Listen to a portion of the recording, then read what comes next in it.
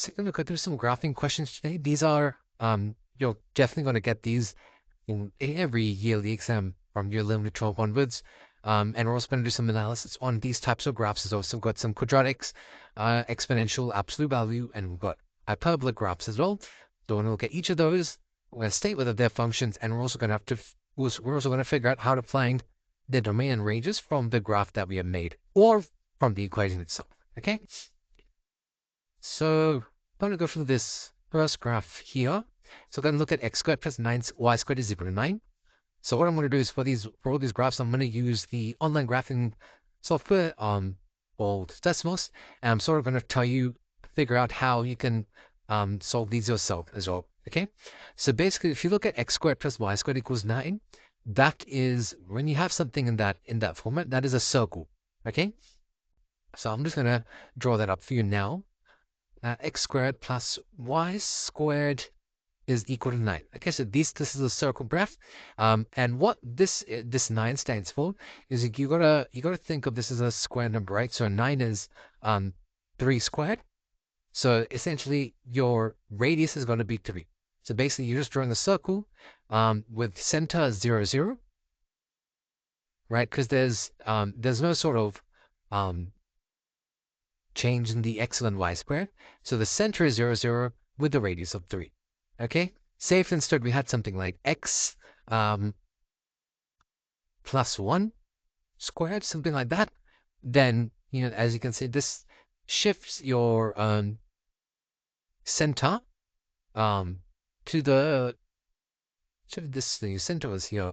So it shifts your center to the left by 1 unit. Here's your center now, right? And if we change this one, make this like plus 1. This is really confusing right now. Oh, what have we created here? I'm not sure. That's what I want to do. Oops. Messy. It's very messy. Sorry. Okay, let's get rid of this. Let's do this again. X squared plus y squared is equal to 9. So that's our initial circle. So I'm just going to draw something else. I'm going to say x plus 1 squared plus y minus 3 squared is equal to 9. Is equal to 4. Let's see.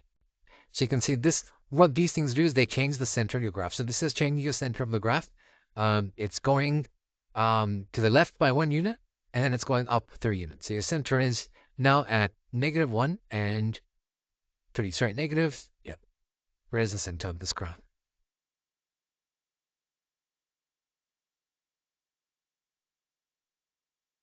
So here, -1, and then 3. So that's your center. We're not looking at that though. I was just showing you how we can have different transformations of the circle. But yeah, this is our curve. So whenever you have a curve like this, all you need to figure out is where the center is going to be. So there's no change in your x and y. The center is always at 0, 0. And then you just draw up your radius. So it's going to be 0, 3, 3, 0, 0, -3, -3, 0. Draw up those 4 points and then just draw a circle around. Okay? Now, is this a function? So remember, for it to be a function, it has to pass the line test. Is it the vertical or the horizontal line test? Do you guys remember? Function vertical line test. Okay? So the vertical line test can be used to determine whether a graph represents a function. Okay? So the vertical line test, if you draw a vertical line through it, it can only pass the function at a maximum of 1 point. So this one is not a function, guys. Okay? It's just a relation. The domain and range, the domain is -3 to 3, and the range is also -3 to 3. Okay? That's simple. Okay, let's look at part B. So got y is equal to 4 to the power of x. Okay, so let's look at that graph here. Okay, so y is equal to 4 to the power of x. So this is a exponential graph where this axis, the y-intercept cuts out 0, 1. Because if x is equal to, if x is equal to 0, 4 to the power of 0 is 1. So y is going to equal to 1. and then you can just draw. So your asymptote goes closer and closer to 0 on this side, and then this just keeps on going up, okay, to infinity. Is this a function? Yes, this does pass the vertical line test, or only passes the graph at one point. The domain and range. So as you can see, the domain is all real x values. There's no constraint on the x values. It goes to infinity. The range, however, the range never goes past. Sorry. The range is negative infinity to infinity, because the range there's no restriction on that one. The domain, however, no, sorry, confusing this one. The domain is the x values. Yep. So the domain is the x values. So that's all real values. There's no constraint on that. The range, however, has to be above 0. Right? There's no value of x. There's no value. There's no power that you do 4 to the power of something that you're going to get a negative answer. So the range will always be above 0. Okay? And it's never actually going to touch 0 as well. So it's going to be just greater than 0. Okay? Next graph, y is equal to absolute value of x minus 1. So we actually did go through a question where we did absolute values. We've looked at absolute values before.